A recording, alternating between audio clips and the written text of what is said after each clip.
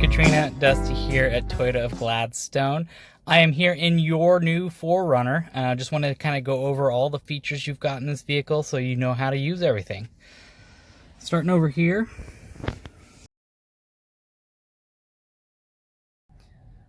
All right, moving on down here.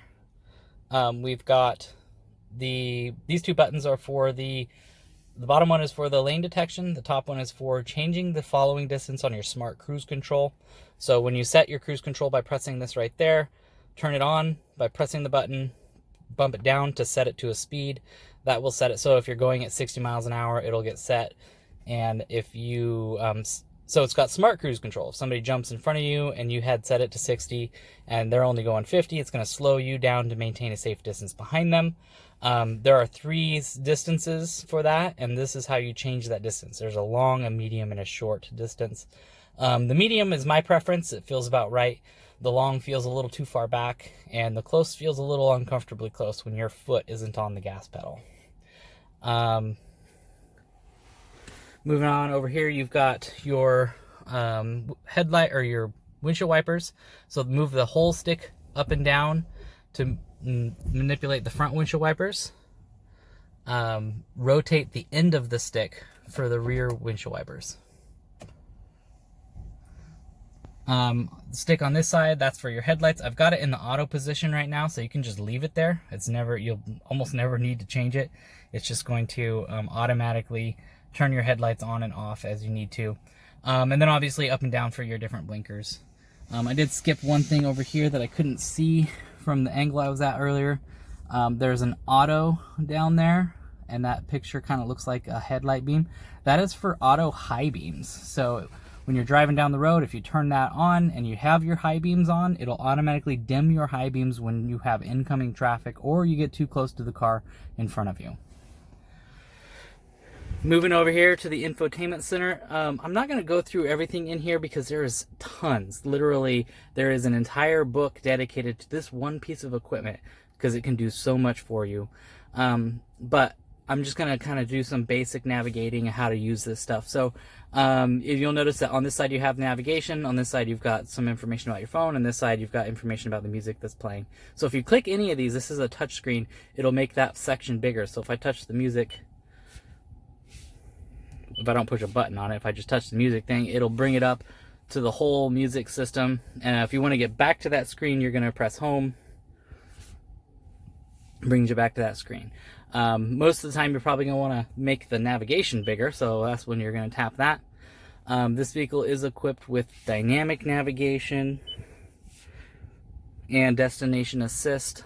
So the dynamic navigation means that it will navigate you based on traffic, and it will update when the roads change, with road construction, all that kind of stuff. So that's really cool. Destination assist, that's this one right here. You can press that and say what's going to happen is you're actually going to connect you with somebody at Toyota, and you will you can tell them, hey, I'm looking for the nearest McDonald's, and they'll just punch that in, and it'll upload right into your navigation without you even doing anything. So super awesome. But you do also have the ability just to navigate on your own any way you want. You can press that search button and get to all the different navigation options for searching. You can just start typing in an address and it'll start autofilling and guessing what you're trying to fill in. So yeah, that's that in a nutshell. Back to the home menu here. Coming down here, you have the controls for the heated seats. So there's little dials right there. You'll just dial them up to turn the amount of heat that the heated seat has. And you got that for both the passenger and the driver. And then right there you have the button for rolling down the back window. Now it does say auto. So if you press that down all the way down, it will automatically roll it down all the way. But if you just gently press it, you can just roll that window down a tiny bit. So you do have some options.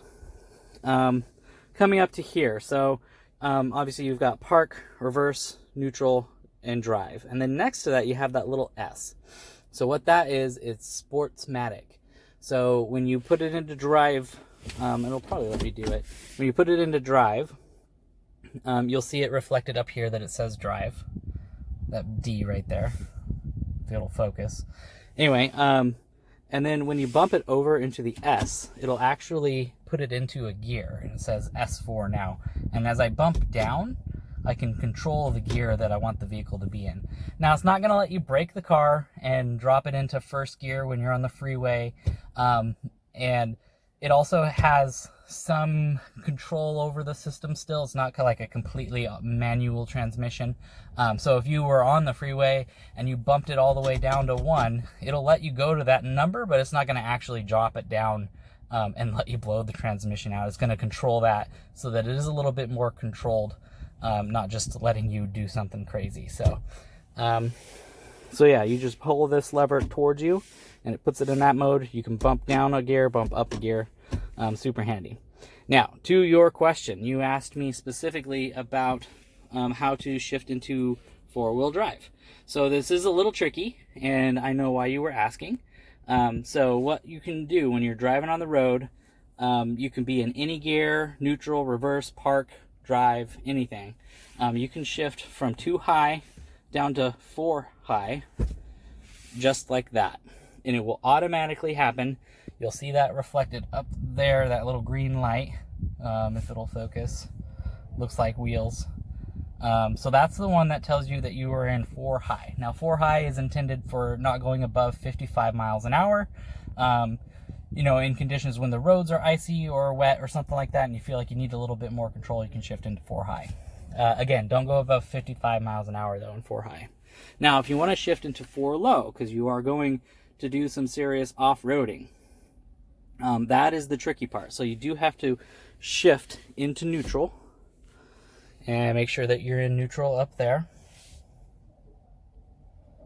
And then now that you're in neutral, it even kind of tells you here on the shift lever that gives you that in status. So you'll bump it over and now it's in the neutral position. And then one more up, we'll put it all the way into 4 low. You'll know that you're in 4 low if it'll focus. Right there, it says 4 low. It turned off some of the other systems, so you get a bunch of amber lights that you didn't have before. Part of the 4 low thing is it turns off some of those safety systems because you don't need them, because those are more for highway driving and when you're dealing with traffic. So they turn those off because they don't want you to automatically brake accidentally when you're trying to do some off-roading crazy stuff. So I'm going to put it back. To put it back, you do have to be in neutral to put it back into 4 high. But now once you're in 4 high, you could be in any gear and shift into 2 high. Coming up here. All right, so we got a couple of things going on up here. We've got the 1, 2, 3. Those are for different garage door buttons, so you can program up to 3 different garage doors. This is for your traction control. You really don't want to turn traction control off. You have the ability to, but you don't want to do that most of the time. If you notice, that light was on when I put it into 4 low, because that is one of the systems that does get turned off when you are in 4 low. Next to that is the A-track. That stands for Advanced Traction Control. So when you would want that is when you are in those icy conditions or those off-road conditions. That will increase the sensitivity of the traction control, and it will help you get out of a sticky situation. The next thing over, that is for locking your rear differential. So what that means is the rear axle will roll at the same speed for both tires. Most of the time you don't want to be doing that. However, if you are off-roading, that would be a good opportunity to use that, because sometimes you'll get stuck, and locking that rear axle will make all the difference so that you can get out of that stuck situation.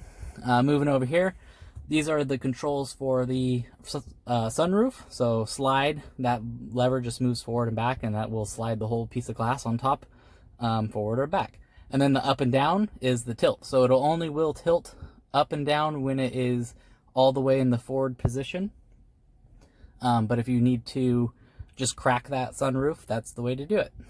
And then right there, that little red phone symbol with the SOS, that is for your Toyota connected services. So if you are out somewhere and you need an ambulance, or you need emergency services of some type, you can press that, get connected with Toyota. They can help you send somebody out to you. I mean, it could be something as severe as needing police or ambulance, It could just be you need a tow truck, or you ran out of gas. Or it could even be something as simple as you're trying to ask a question about how a feature in your car works. It's not an emergency situation only button, but you will get connected with Toyota and they can help you answer your questions. So you'll be connected with Toyota experts. So definitely feel free to ask them questions too. Now, we're here to these off-road settings, and this is something that is pretty unique to this vehicle. Tacoma and 4Runner are the only ones that have this system right now. So the first one is this right here. This is called crawl control. So you notice this is a dial. You can adjust. It says low, medium, and high. That is for speed, how fast the vehicle is moving forward. So crawl control is kind of like a cruise control for slow speeds. So it's generally like less than a mile an hour. You're just going to be going up and over some rocks and doing some crazy off-roading. Crawl control is the way to go.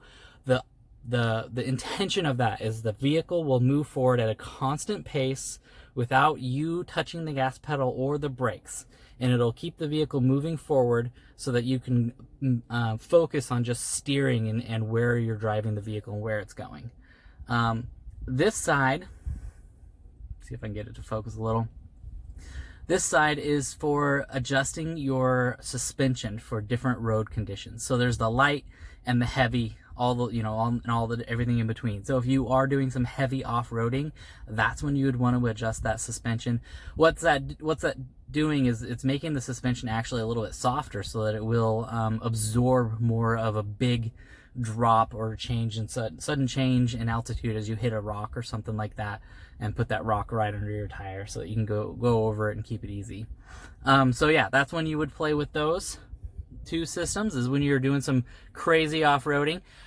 Be warned, when you do put it into crawl control, sometimes it sounds like the vehicle is going crazy, but that's how it works. It's using your anti-lock brakes, and so it's applying throttle and braking at the same time and trying to keep you going forward at a constant pace. And so it kind of sounds like it's going crazy, but that's what's happening. It's applying brakes, using anti-lock brakes to stop it from braking, and then applying throttle and make the vehicle go forward at a constant speed. So definitely check it out. Super fun pieces of equipment that this vehicle has for you. That's pretty much, I didn't go over any of this stuff. So this is your basic environmental controls down here. So you have dual temperature control. So if you adjust this side, if you notice, it changes the temperature on both sides right now because it is synced. But if you adjust this side, it'll only do that side. So the passenger can have theirs all the way on high, driver can have theirs all the way on low, and everybody can be happy.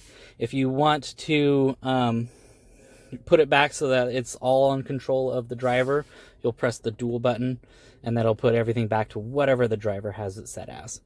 If you want to do some manually adjusting of things, this button will up the air, and this button will lower the air. Obviously, turn on AC, turn on circulate. This is one that sometimes people have a question about. This is for turning on the defrost for the rear window and for your side mirrors as well, your rear view mirrors. So it does both of those with one button. This is for defrost on the front. Over here is for cycling through the different settings for where the air will be blowing. Obviously, if you push this defrost front button, it takes away from over on this side because it just puts all the air onto the front. And then you can turn the whole system off with this nice big off button. One more thing down here, you do have one power 12-volt jack for whatever sort of thing you need to power up that way. And then you do have this built-in USB port right here. Now, this built-in USB port is the USB port that you need to be plugged in for Apple CarPlay and Android Auto. And then there are some other USB ports in the vehicle, but plugging into them will not connect your phone to this screen right here. So if you physically plug into that down there, it will connect your phone, and your phone will screen mirror up here with Android Auto or Apple CarPlay. That said, you can use Bluetooth functions with your phone without being tethered in, so you can make your phone calls, listen to the music on your phone, stuff like that. You don't have to be plugged in to do that. You can just do that with Bluetooth. But if you want to use Apple CarPlay or Android Auto, you do have to physically be plugged into that USB port right there. All right, that's pretty much all the main features of this vehicle. And if you do have questions, don't hesitate to reach out and let me know. I appreciate your business, and I hope you enjoy driving your new car. I'm so jealous. You have a great day, and we look forward to hearing about your adventures.